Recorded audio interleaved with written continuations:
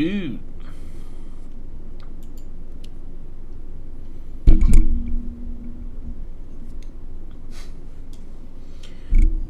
I love my new notification word. It insults people when I go. It insults people when I go live. Respectfully. Do do do do do do do do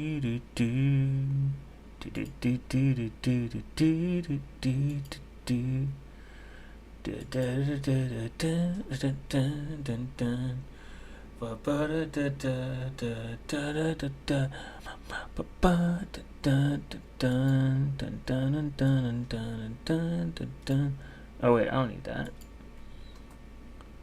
I need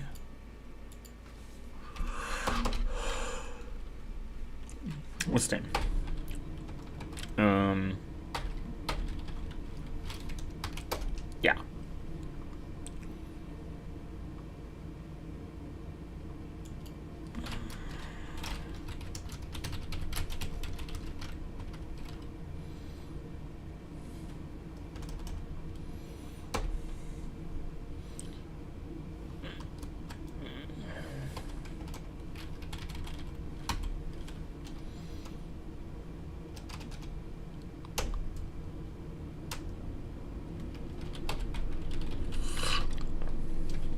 Damn, where the fuck that go? Where the fuck that go? Do do do do do do do do do. Where the fuck did that go? Do do do do do do. Oh, there we go. There it is. Yeah, what is 179? Okay.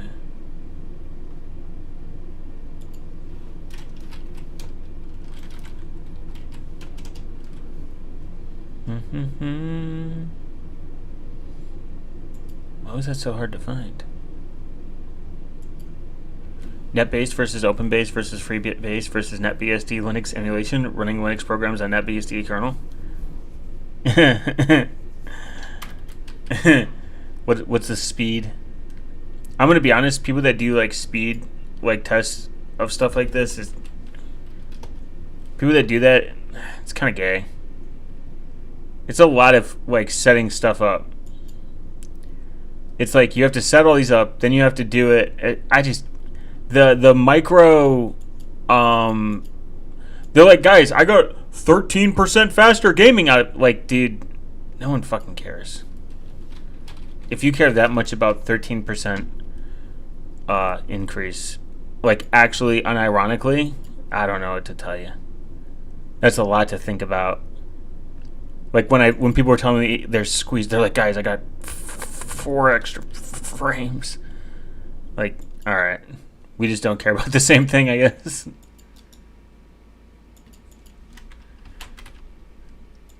Like optimization is cool. Like, don't get me wrong. When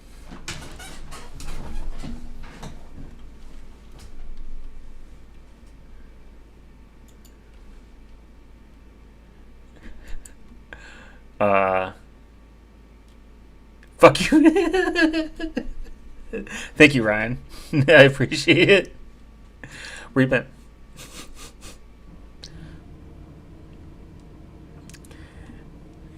Ryan's probably employed now. Ryan's back because for 1 second, but he's employed. Overhead NetBSD Linux kernel should be 1 to 2% less performance than Linux.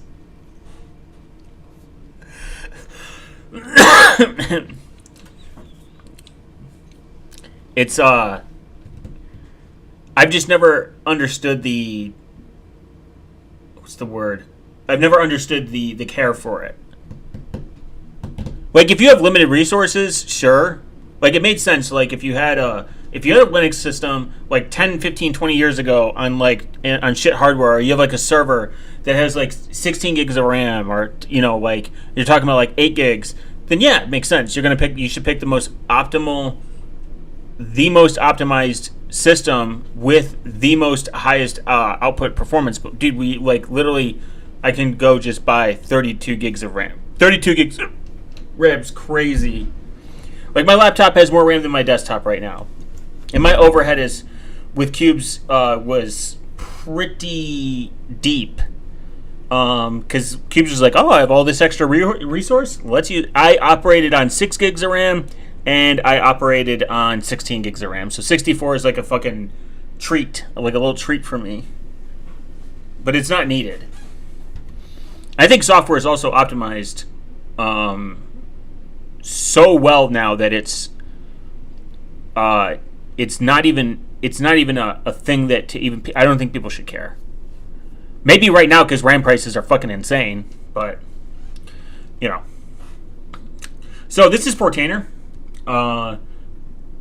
Before you went live, I patched my DWM with a centered title on bar. Oh, I don't know what that means. Like you took the center, like the fucking menu and put it in the middle. Like you patched it to have a middle. Just isn't that XFCE with extra steps? So this is Portainer. It's a really great Docker host. You can kind of, as long as you get permissions right and you get your volumes right, you can actually set up Docker like pretty well with media. So you essentially want to make a volume and then you want to bind it. Some people say that volumes are better. I've had nothing but problems with volumes. Bind mounts have always been much better for me, like in terms of easy use. Use it however you want, and then you deploy the container. Now you could set all these up in their own respective virtual machine. The title of the current focus program is now aligned to the center instead of oh that's cool. Interesting. I actually don't like a middle bar. I used to like the dock, like here. I'm okay with it being clutter free. I know this just seems like oh, you should just use tiling window managers because they're distraction free. I just don't like tiling window managers. I don't care about key bindings either. There is a tiling window manager that I kind of want to check out. It's called Noctola or something, Noctola. I have to find it. It's cool. It's cool looking, but it's accidentally a tiling window manager, and I was like, "Oh, this is cool looking." I like OpenBox. Actually, I like OpenBox. OpenBox is based. It's very. I enjoyed it. I enjoyed OpenBox. I can't say I hate all tiling window managers. All the ones before that I used, I hate because they were not fun. I did not enjoy them. So pretty much, Jellyfin. You want to get that up and running. Then you want to go to the IP address. And actually do it. 192.168.1.179.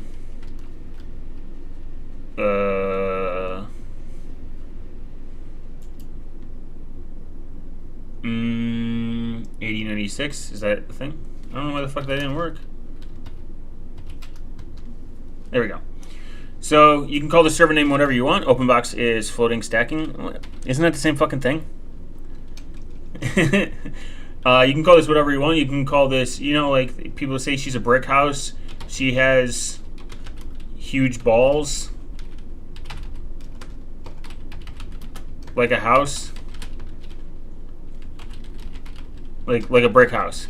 So like that could be English, username. You could actually used to be able to set this up with nothing. Like I'm just gonna call this jellyfin, and then simple password. It is required. Oh, damn it. Cool. Never, and then you're gonna go add media, folders, right there. Now you should have the make sure you have to have the necessary permissions to set this up. Jellyfin is like Netflix. And then there's MB. So there's MB. MB is proprietary. Then there's Plex, which you have to pay a fucking, like, they want you to pay a lifetime access subscription. Fuck that. And then there's based open Jellyfin, open source Jellyfin. That is super based, and you should donate money to them if you can, because they're open based. What is Jellyfin based on?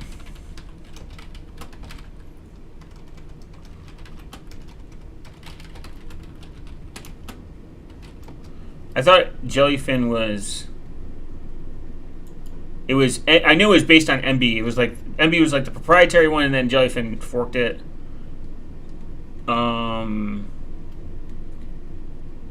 Free and open source ethos with no premium license features or hidden agendas. It operates on a client-side server model.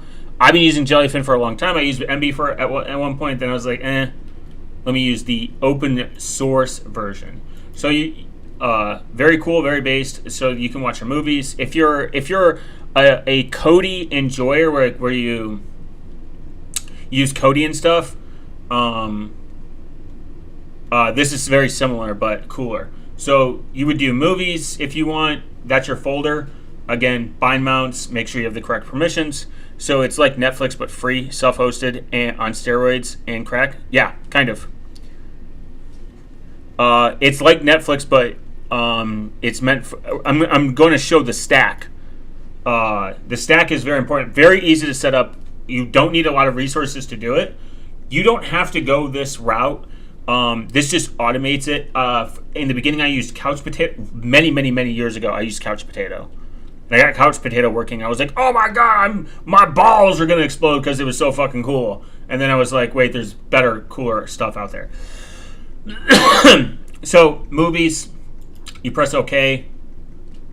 Obviously, I'm not going to show the full steps of like how to get movies and stuff, because YouTube will smack the shit out of me. But I'll go up to a point. So then you hit next, English please, remote access allowed, done. That simple. You can actually just take movies and just add them.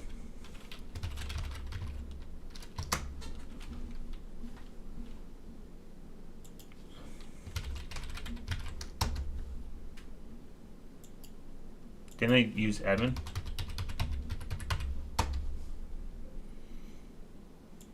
Or did I use Fed 12?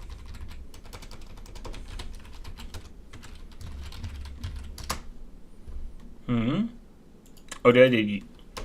Oh, I used Jellyfin. I'm retarded. Does it have DVD H? It might actually. I'm not. That's a good question.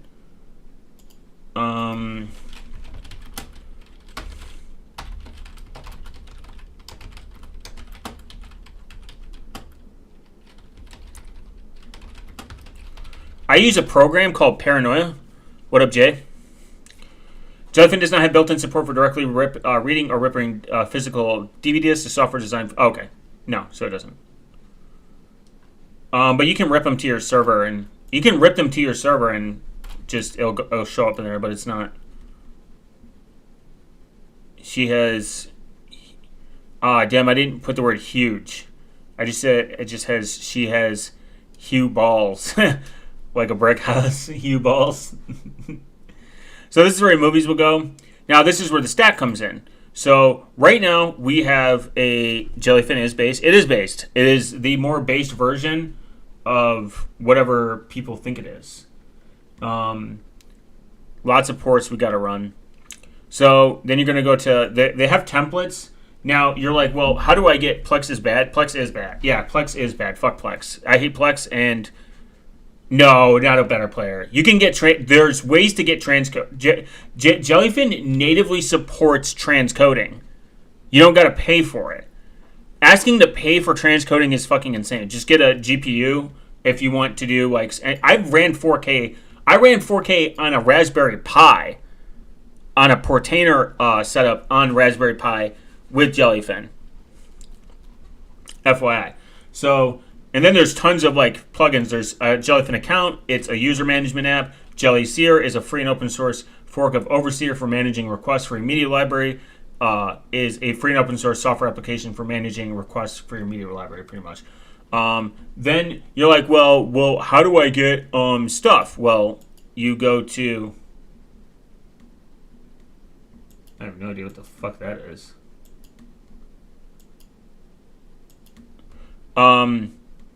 You go to templates again.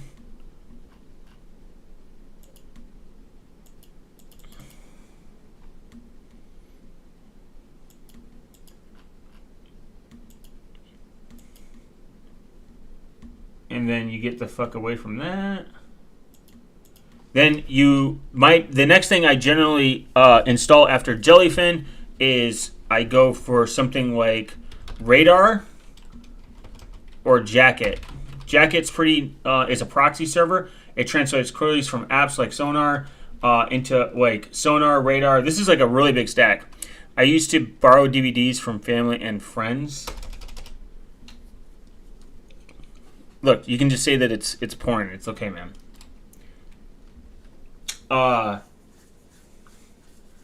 NetBase is cool. The only time my Inspiration 6000's fans rev up is when I install a few packages.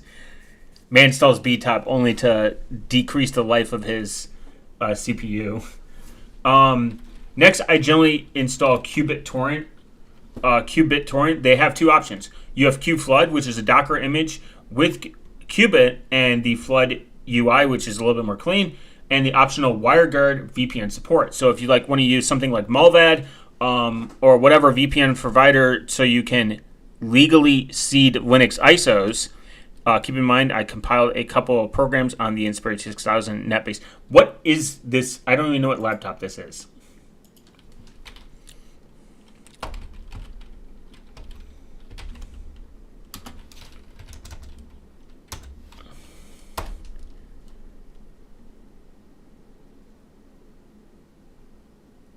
$2005. Yeah, you got some malware probably deep in that. I want to get one of these just to put holy shit.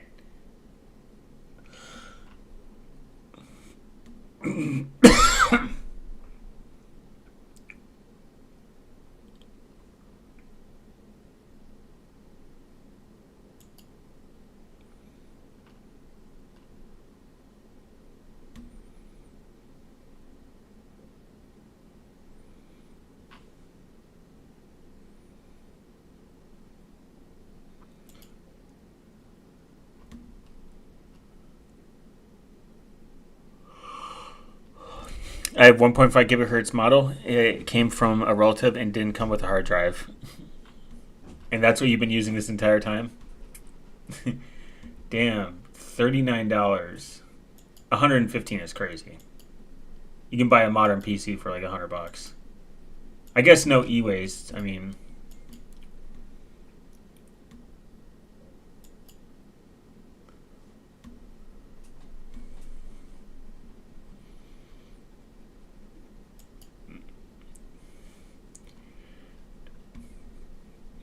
Mac Dat. Let's see. RAM DDR2. 2 gigs. Oh my god.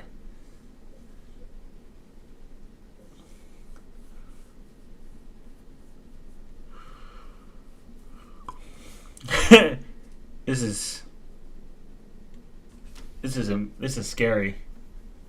The fuck can you I guess, can you even watch YouTube videos on this? Is that even possible?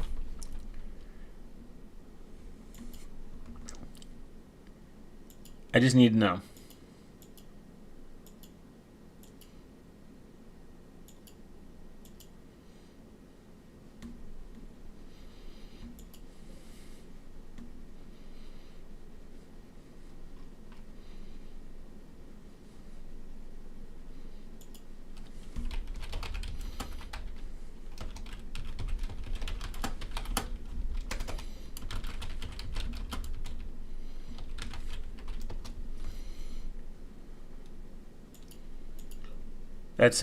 That's quite the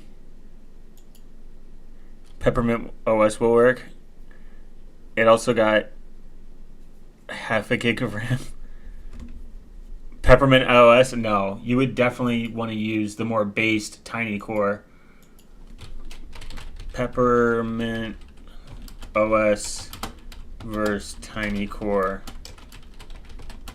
in resources. Let's see. Peppermint and Tiny Core differ slightly in their approach to system.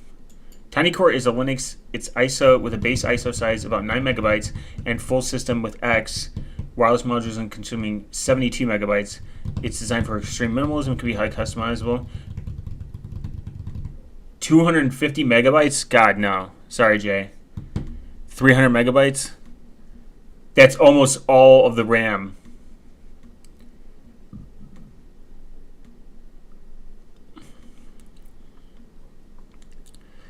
Yeah, Tiny Core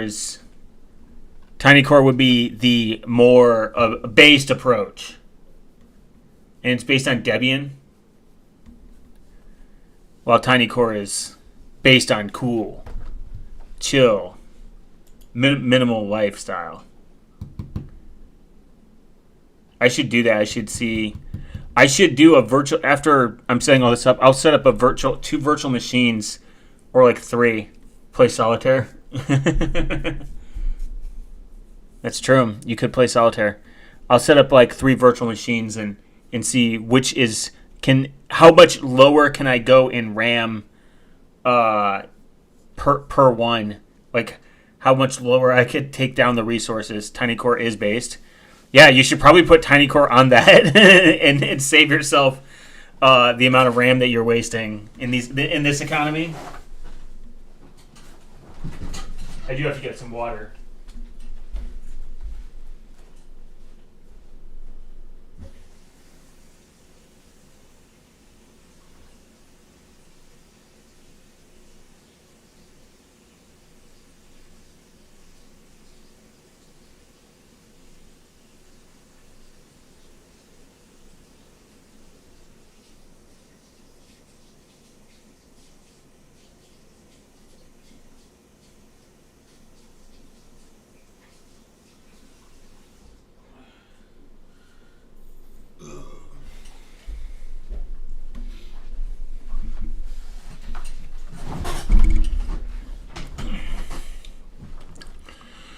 So after I set that up, I go to qBittorrent. You want to make sure that you have access to all these volume mounts. So I used qFlood once. I did not like it. So you go to Advanced Options, add additional map.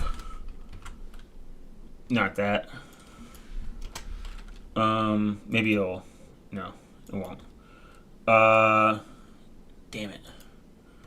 Let me see if I can metadata. Nope. Ooh. We gotta go back to the dash. Container. Jellyfin. Edit. I forgot what that mount was. There we go. We're gonna copy that.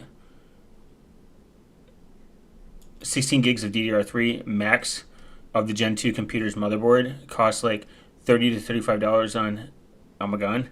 Pretty sure 2 gigs laptop DDR2 shouldn't cost that much. Max of the Gen... Oh, you have a Gen 2 computer? With 16 gigs of RAM? Wow. You're rich, man. Actually, let me see. You said DDR2?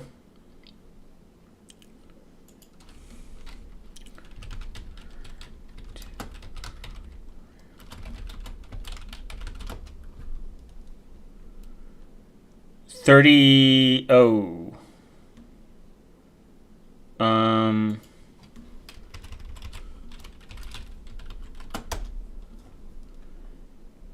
$8.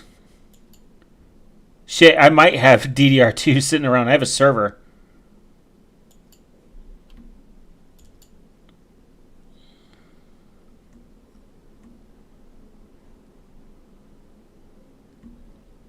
Two gigs of DIMM desktop DIMM DDR2. I have non-ECC memory. 4 gigs, 2 gigs, $32. God damn, that's crazy. Yeah, the Gen 2 computer is my main computer with the Athlon 2 X4 635. Interesting. So you're going to map additional containers, and then make sure you pick the rect one, bind it. You could do volume though. You obviously want to make it writable. and then pick the path there. Yep.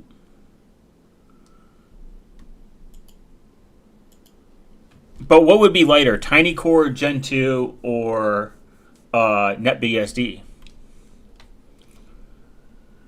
So that container will take a minute for it to spin up. As long as you see this, what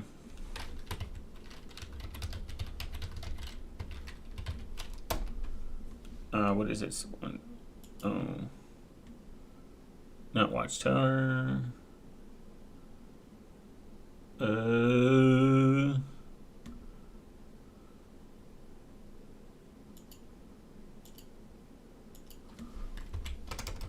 No, it's 8080. So you're gonna ask yourself, yeah, the Gen 2 computer. You're gonna ask yourself, like, how do I get the fucking password for this? Because it just pops up. You have to go to the logs, and right there, it's gonna give you a temporary password. So how is borrowing DVDs different than downloading a torrent? Technically, borrowing the DVD, I don't think that is a commitment to piracy. But what is if you rip the DVD and hand it to a friend and you keep it. There's a lot of issues with the whole way that copyright law is written. This is fundamentally a problem. So if I technically borrow a CD from you and I just happen to put it in my DVD player and it happens to make a copy by accident, you essentially, in the eyes of the I think it's the FCC or whatever, the FBI, you committed piracy, because even though you bought it, you can't make a copy of it and give it to someone, even though you own it. So that's where some people have disagreements with it. They argue about it. They're like, well, I own it. Who cares if I make a copy of it? I bought it. I purchased it. In theory, I should be in jail because of my... Yeah, you should. You should have paid $250,000 per copy, and you should be in prison. Now, generally, from what I understand, is like most of the time these guys will go after like big rings. They're not wasting their time on you, Jay Illis, or Billy, like Jay's Mixtapes. You should start a pirate radio with Jay's Mixtapes.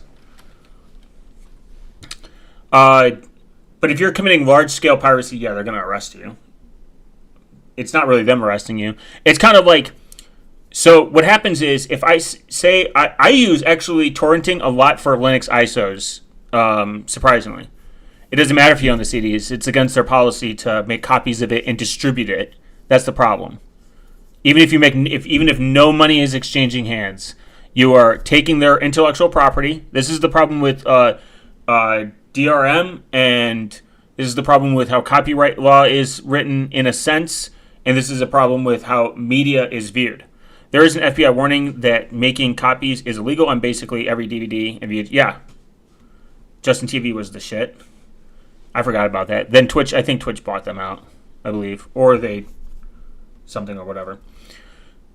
But yeah, so that's essentially what you are doing is, even though you bought it, you own it, and you purchased it with your money, you don't have the right to make even a copy for yourself. Technically, even if you make a copy and you give it to yourself just so you can have a backup, that's not allowed. It's wrong. You are stealing money from Sony. You are the problem. Sony needs their yachts. They need him. Oh, it's so fucking great. I can't even deal with a straight face.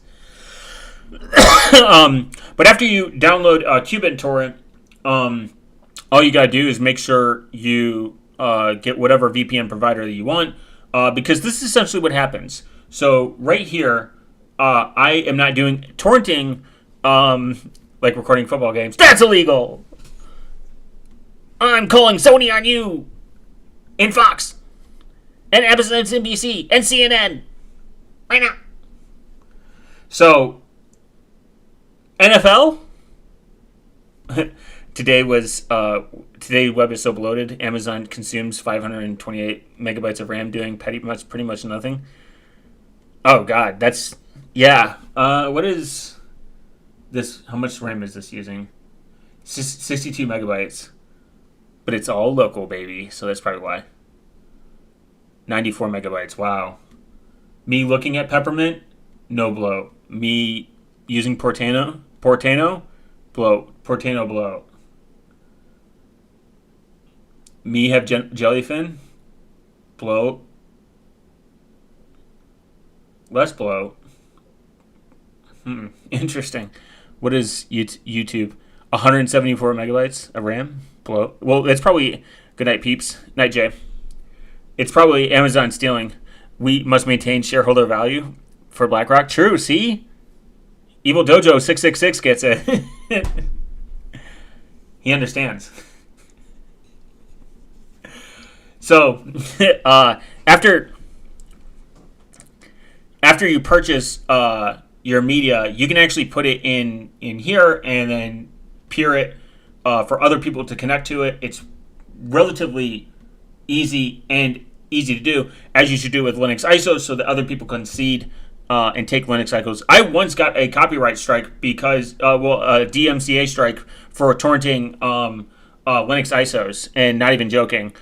They thought it was like a movie or something, or maybe it was like a false thing. So back in way back in the day, when you used to torrent like legally obtained media, you would essentially, they would pay, like these companies would pay pretty much swatters to sit in like torrent sites.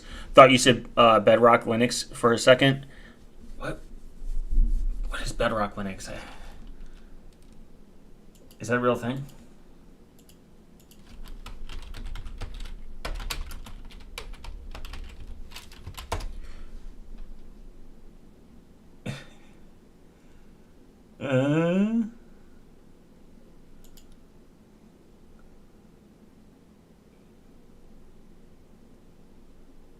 Wow, that's kind of based, actually.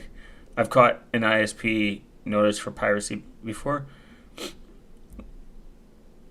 Yeah, of course.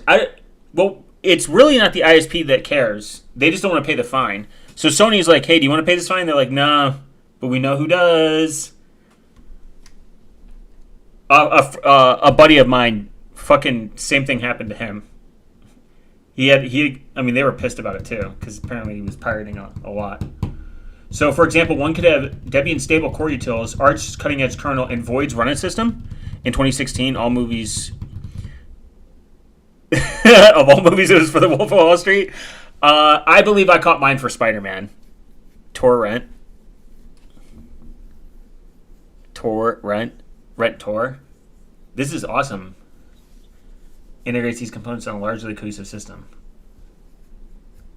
Fixed fetch void. So I could have the power of void and the front end of Arch and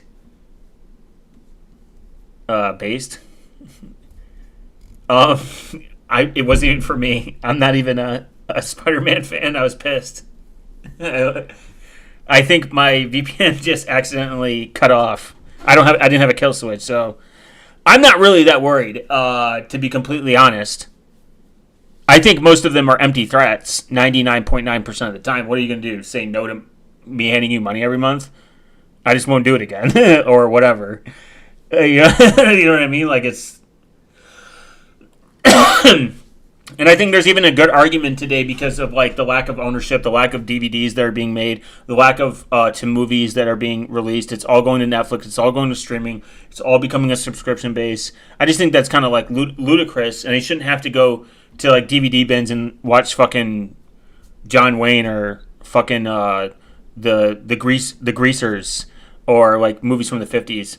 I love the installation of Bedrock Linux. Just take a normal Linux distro and run a couple of scripts, and then boom, now it's Bedrock.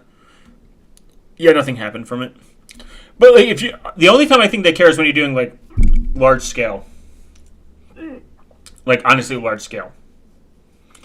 The thing that sucks, this is like a year old.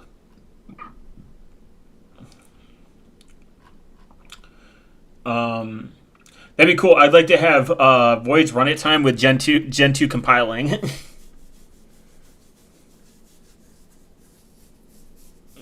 Introduction.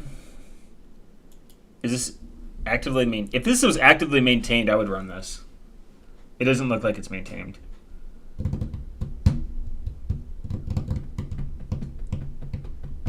It distributes a means to install Linux-based operating system, even if it does not distribute most of the resulting binary files directly. The file distribution by the Bedrock Linux project are permanently glued for components from this other Linux distributions, such as the hijack installer and strat command, and user-facing others such as crossfs. Operate largely behind the scenes as much as possible. Just Work Bedrocks also provides some quality of life utilities managing systems and components. I can finally run Debian without systemd. Woo! Bedrock system is composed of strata, which are collections of interrelated files. They're often one-to-one with traditional Linux distribution installs. One may have an Arch stratum and Debian stratum and a Gen 2 stratum. Nice. I could do Gen 2 with Void. That'd be kind of interesting. Gen 2's package manager with Void Linux backend. Integrated features supports ZHS, my favorite. Bash. Actually, no, I used Fish for a long time. Example use cases: Bedrock's flexibilities, open source options. It can be difficult to provide a comprehensive, concrete picture of how it may be used to potential users. Some report real-world use cases, such as accessing both stable features from distros such as Debian and then CentOS, access cutting-edge features from Arch and Void, and a mix of source-based packages such as from Gen 2 with binary packages, access from Arch's R. Do you mean WSL or Tiny Linux? Oh, damn small Linux. I actually like Tiny Core. Tiny Core is cool.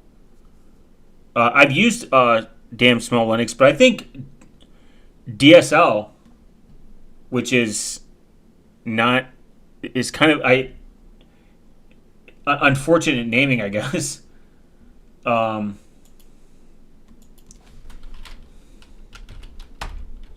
Linux.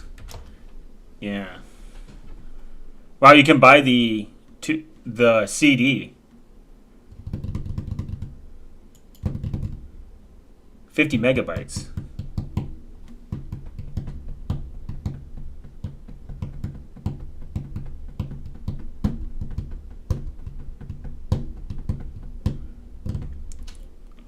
Damn small Linux, yeah. Just unfortunate, different acronym that I grew up with. I used DSL a long time ago when I was distro hopping. I'm a Tiny Core enjoyer. I wonder which would be the guy who signed my diploma. Loved to use. That's an interesting That's interesting. I don't think I've ever used Knoppix, to be honest. Is it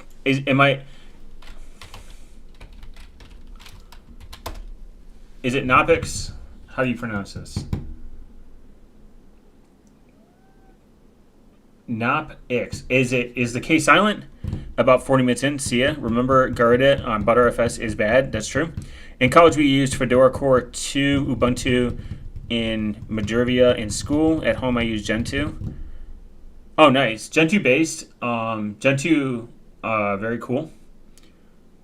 I don't think I ever... In school, I used Windows.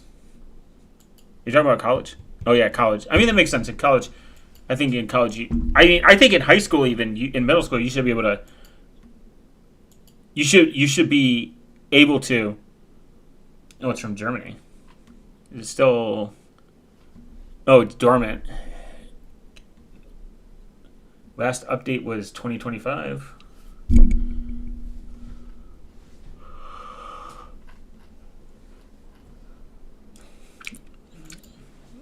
Yeah, no pics. I think the KN is like knowledge. No, Knoppix. No, that was legit 20 fucking years ago now. It's awesome. Damn, man, you're old.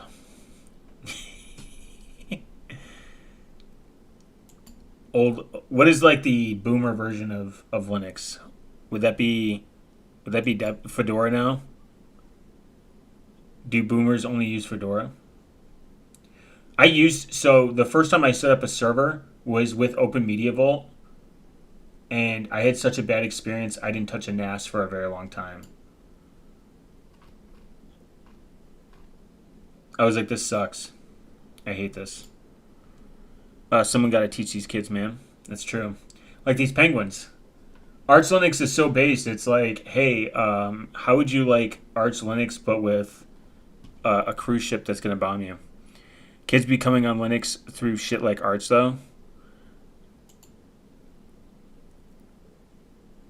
Yeah, I mean, it's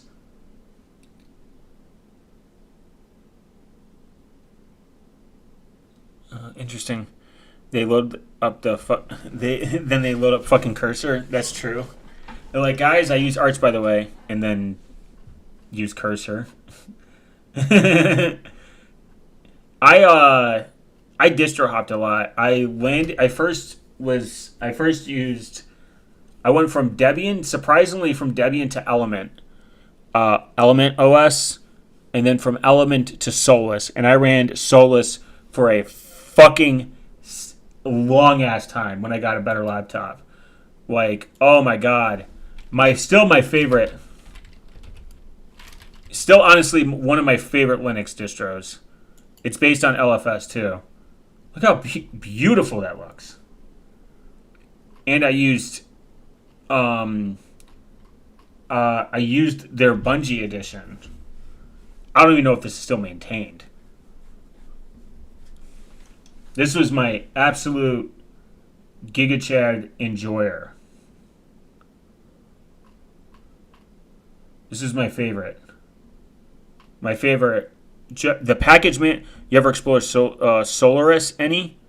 No, I have not. I'm aware of it.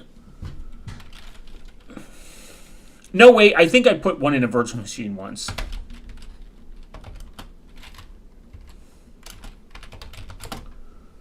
I think it's by Oracle, right? Yeah. I believe I touched it once. Wow, it's still active. That's crazy. Oracle, of all places.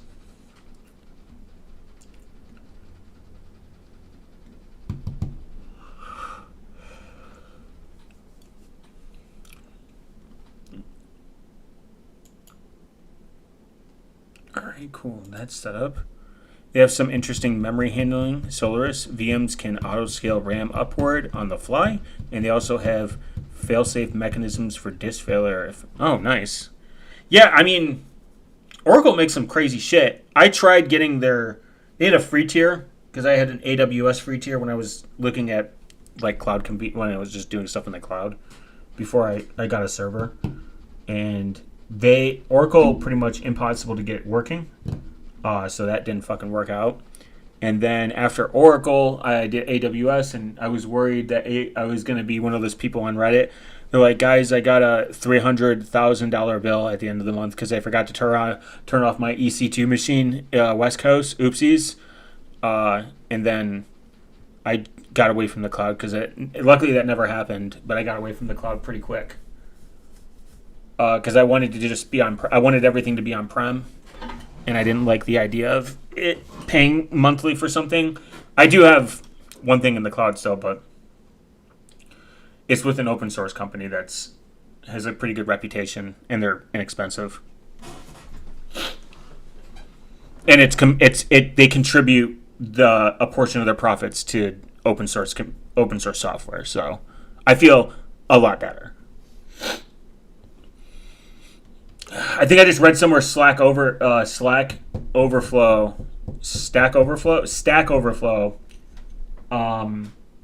has seen such low traffic they're getting rid of their big server infrastructure, and they're going to go to the cloud, I think. Good job, Stack, for introducing AI to your entire shithole. Now I don't have to worry about getting bullied on your site anymore for asking one question. Though the Linux Stack exchange, I've had nothing slop overflow for real. the Linux Stack Exchange Overflow, whatever, Linux Overflow, whatever, I've had nothing but good experiences on there. I had a problem way back in the day with something with Pop OS, and someone helped me. I'm actually sad about the Stack Overflow, man.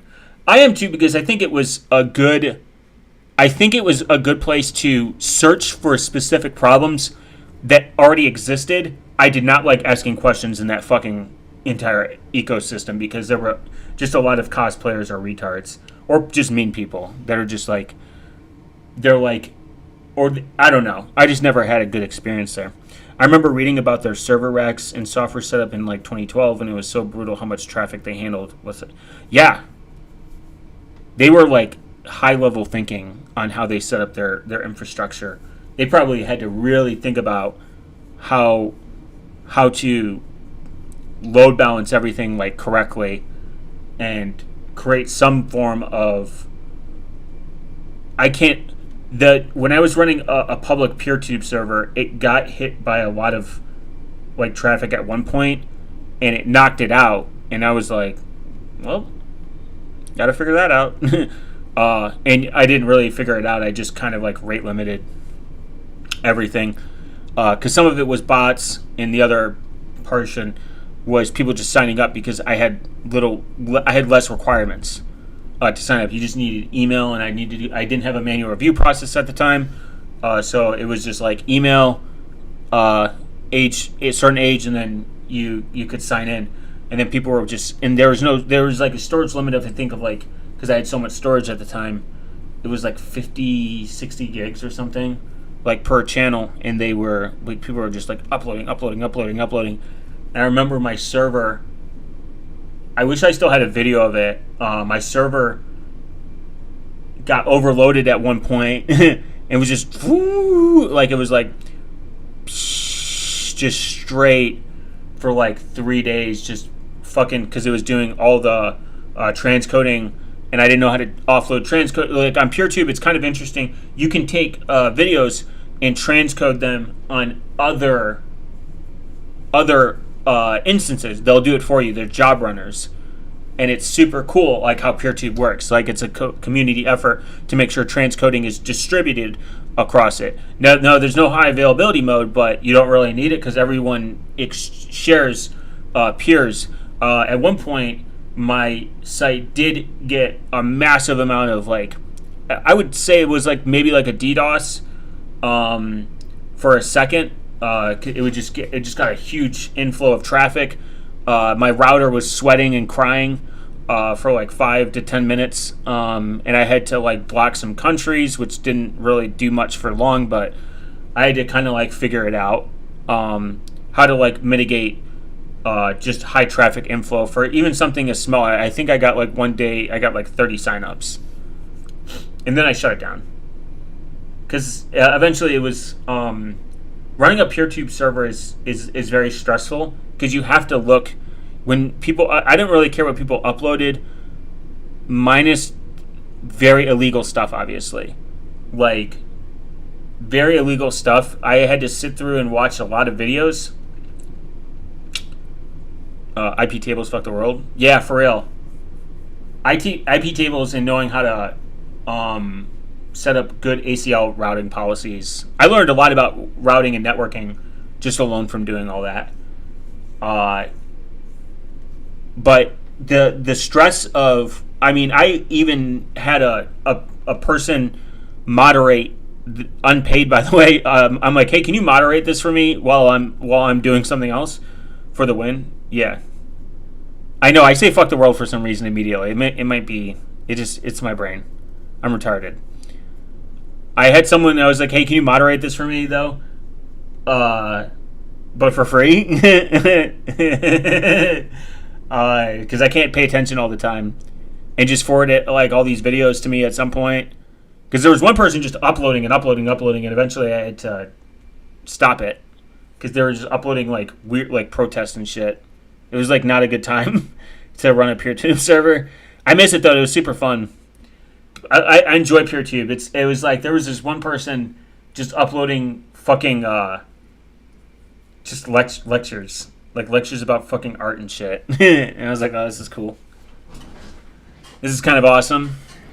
This person is just like art. A lot of foreigners, a lot of non-English speakers flock to it. Because when you can post it, you can like kind of like blast your server everywhere and be like, hey, join. This is all you need, just an email. And I think I enforced some 2FA policy, I believe. It's fun though. Honestly, hosting content is exhausting. Imagine being Facebook mod and having crews and oh yeah, CSAT, yeah, 100%.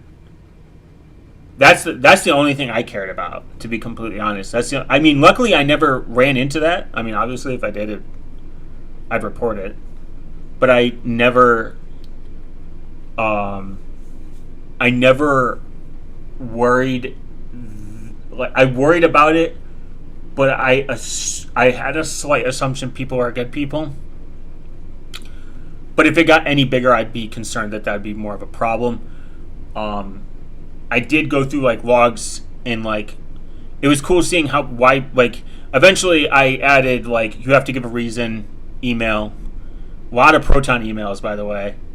And they're like, because I want to, because I like art, because someone was like, because YouTube is gay. Imagine buying a 1-tier backbone. Oh my god, I wish.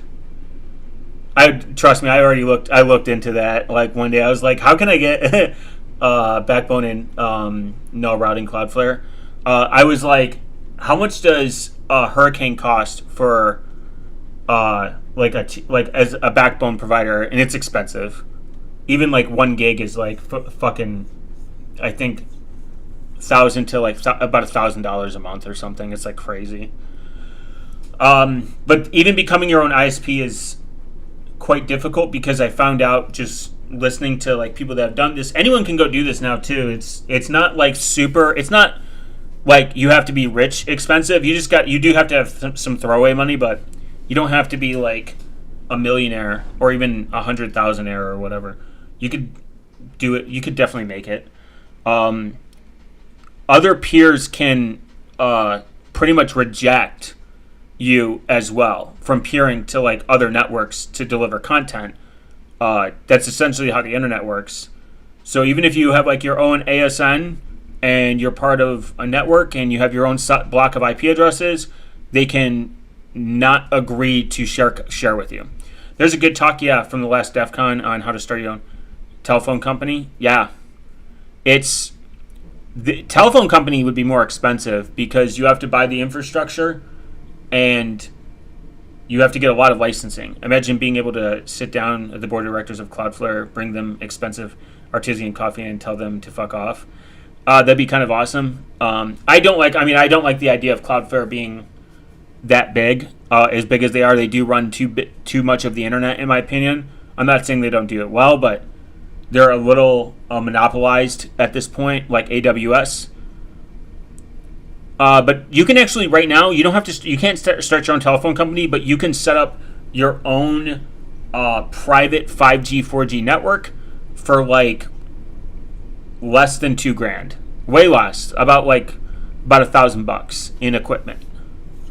About roughly, you could spend like $1,200 in total and set up your own private 5G, 4G network. It's not that difficult. You just need to make sure that you're not communicating outside it, because then might. The thing is, companies buy this space. This is why Wi-Fi. I found out this is why Wi-Fi doesn't cost anything, because it's license free. So the government comes in and it has these blocks of airwave space, and they're like, well, these people can buy it, these people can't. This is free. Like, this is free wave, like a free airwave that anyone could use. Otherwise, Wi-Fi, like, you wouldn't be able to buy routers, and Wi-Fi would be very expensive because people could be competing for the blocking, like the blocks of it.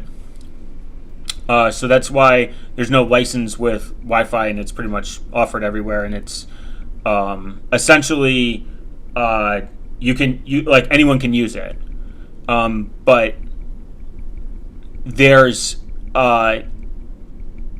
cell space that uses a certain band that you have to come in and compete against and purchase This is why no one's done it, and everyone just buys from the big competitors already. Like they go to like Verizon, AT&T, T-Mobile, and they're like, hey, we wanna just buy some block space from you, like some data, blocks of data. We're gonna just distribute it amongst our users, and there is kind of a way to do. That's like really the only way you can do it. Like starting your own like cell phone company. This is why no one's built their own towers, and because it's just too much of it's too expensive to do, and there's a licensing issue. This is probably to prevent crashing and people just coming in and just hogging up like huge chunks of like the radio waves. So it is kind of a problem because now we only have like 3 telecom providers. And they some of them, most of the time, they're buying tower space from even bigger telecom providers like Crown Castle and like a few other companies that exist. So there's really a monopoly, and there's no way. It's no different than satellite. There's no way that consumers can come in and do this themselves, which could be considered a problem because it makes it almost impossible. There was that one guy that started his own ISP. Comcast wanted to charge him like an arm and a leg to do it, and he's like, I can do it cheaper, and then he got a bunch of government money again, like because it's expensive to expand it in his rural area. So you're kind of like fucked, and entrusting like all these. I think it would just be kind of cool, like if you lived in a community and everyone was like, hey, let's start our own ISP and our own cell phone network, and as long as everyone knows how to do it correctly, there's actually a good page that tells you how to do it. They're like, if so, you want to become your own ISP. It's like it's step by step. It tells you the cost, how to set it up, how to get like how to buy a tier 1 internet provider, like a backbone internet through like Hurricane or T-Mobile, not T-Mobile, through AT&T. I think AT&T has like their own. They'll sell like off to like other people. Like they'll like franchise off their like data, and like you can rebrand it, etc. A lot of companies do this. So there's not really way to do it unless you get a tier like golfing prohibited mentioned earlier. You would have to you could buy your own like tier 1 backbone internet, which is, I wonder what the cost of that is still. This was like years ago that I looked at it. It's such an interesting concept. Ooh, and because IPv4 is actually running out, a lot of these companies will hoard IPv4 from you. They're like, unless you have a legitimate reason and you're a legitimate company, we will not sell it to you. Like they won't sell you an ASN. IPv6 is like, we'll do you. You can get this. The Border Gate Protocol. I think my router supports the BGP protocol right now too. Remember, if you see get a quote, you can't afford it.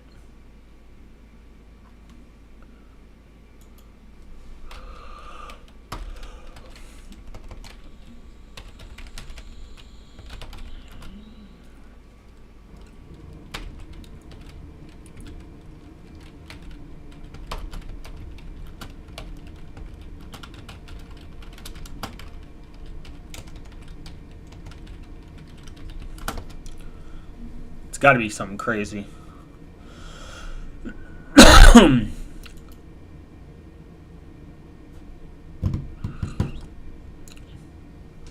But historically, they've included promotional rates such as $360 a month for 1 gig. Oh my god! How bad do you want that fast speed, man? And then Hurricane operates one of the largest IPv6 native backbones with over 31,000 Bordergate protocol sessions, BGP, more than Bordergate protocol, Bordergate, something gate, protocol sessions, and more than 250 major exchange points globally. Long haul topology that at least 5 redundant 100 gigs paths across North America. That's so cool. I don't know why it's showing Surfshark VPN in the corner. That's kind of weird. But okay, internet. For business seeking high-speed, future-proof internet infrastructure, offers similar integration to IPv6 and IPv4, making it ideal for organizations. Wow.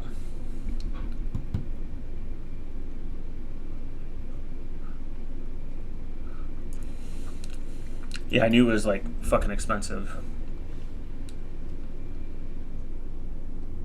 Oh, server starting at 200 per month. So for 10 megabytes, guys, over 400 terabytes of edge capacity, speeds up to 100 gigs or greater. Guys, 100 gig networking is right around the corner. I just got into 10 gig networking, and I blame the internet. And 10 gig networking is like installing a VM now is so fucking quick on MVE drive and 10 gig networking on like my servers, and I'm like, where was this? This is based. I love this.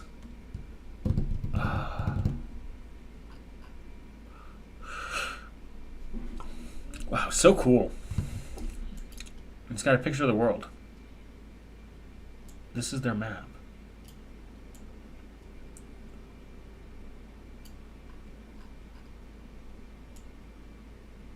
Oh man, it's so cool. I like learning about even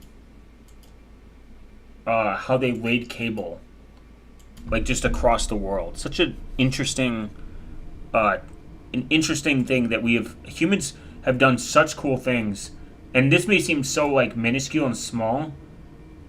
RIP whatever country this is. North Pole? Is North Pole a country? See, this is the American education system. I'm too retarded to know that. But Africa's on the internet, guys.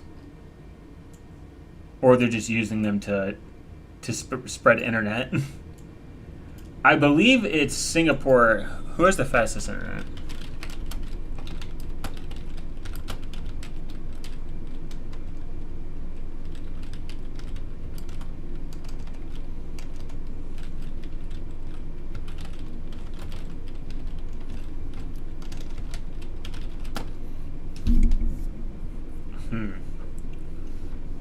In the world.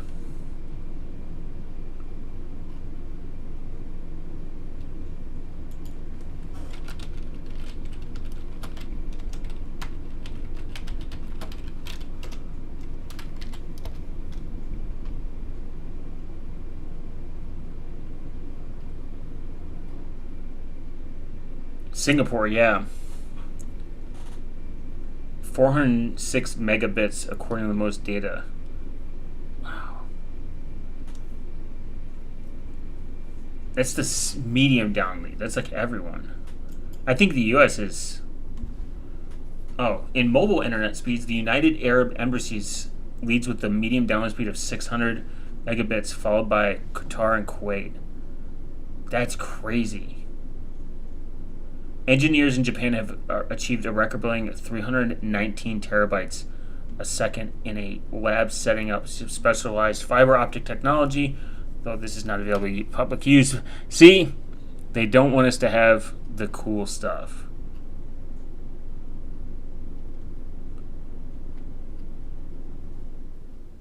Wow, that's so cool. Japan sets new record, 410 faster than the average US speed. 125,000 gigabytes per second.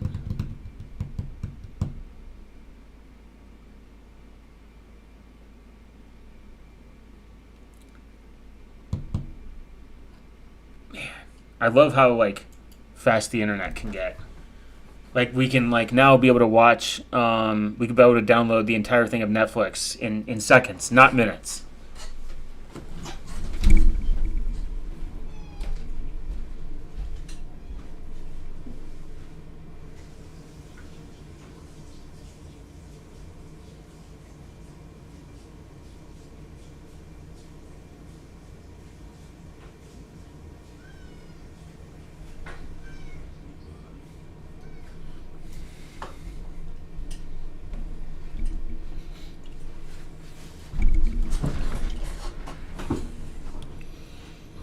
All right. So, Portainer. After you get qBittorrent, you would go to your pretty much your tools, your options, your downloads. Make sure that it's set up. It's not, so you can do that. Make sure that it's Oh yeah, it's the password. It's not really relevant. Go here, go to volumes. Portainer Daily Movies. Okay, it says unused because nothing's been downloaded yet. Then you just make sure that is done. And you hit save. After you go to that, you go to your connections. This is where you set up your VPN profile. You can just use a proxy or whatever pretty much you see fit. I2P is an option. You can use, I2P has been used for torrenting for a long time. And then you hit save. You can change your password, advance, speed, connections, pretty much whatever you see fit, and then hit save. And then once you get that set up, that's the easy part. The next part you want to do is going to be definitely a stack like radar. So radar is a fork of sonar to work with movies like Couch Potato. If you don't know what Couch Potato is, it's super cool. It's like it's a more of a automation, the automation part of it. If you can stop right here, just do Qubit torrent and on Portainer with jellyfin, and however you get your movies, you can feed them to Qubit torrent. You don't even really have to do Qubit torrent after that. You can kind of just set up like an FTP server, like FileZilla, drop all your movies from your phone or your laptop or whatever, and just cycle them into jellyfin to watch, just to make it easier, because you can stream jellyfin across your entire local area network to your TVs, to your iPad, your tablet, whatever, and then leave your house and then VPN back into your house, and then you're solid. You have a decent. But if you want automation, you want to be quick, you want to search for stuff, you want to search for movies, you're going to need the stack. So radar, simple, very easy to set up. Advance, you want to make sure you're all being able to download to this section of the volumes. Like I said, I use bind mounts. I have less of an issue. And then you deploy. So that's another thing. That's another one. And then you go back to dashboard, templates. Like I said, you don't have to do this all by hand. You get Jacket. Jacket's kind of like it's your proxy for like indexing. So you're gonna put all the indexers that you want, essentially, and you want to make sure all of them are on the same like network. Some say do host, some say do bridge, etc. This doesn't necessarily matter, to be completely honest, because it's not doing really any of the downloading. It's kind of like it works through like an API to like connect to each other, and it's like, hey, download this from this torrent site, legally, of course, and so you can share your Linux ISOs. So Jacket will take a minute. You can always check on this. Make sure it's successful. Looks successful. If a port doesn't show up, that means there's a conflict somewhere. 9117. But I don't see why it should. But it might have something conflicting there. So here's radar. Radar, you kind of like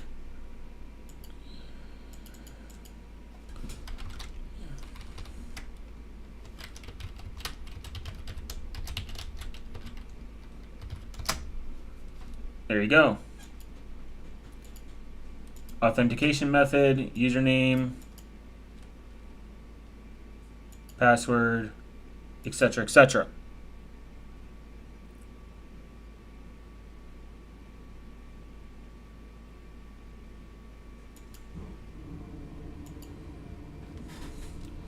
And then after you set up the authentication, the username and everything, same thing with Jacket. You go to Jacket, you pull it up, and then you connect it through like the API to Jacket, from Jacket to Portainer, and you set not Portainer. You put Jacket to Radar, Radar to QBitTorrent, and then QBitTorrent goes to Jellyfin. It's very simple. It's very easy. There's tons of like really good guides out there that pretty much show you how to do this. I am a big fan. It is pretty based. And then after you set that stack up, it's a no-brainer. It's essentially like on like automation. You can set scheduling. The scheduling's like, hey, we're going to download from this to this to this to this. At this time, we're going to download this at this resolution to make it very seamless, very based, very cool.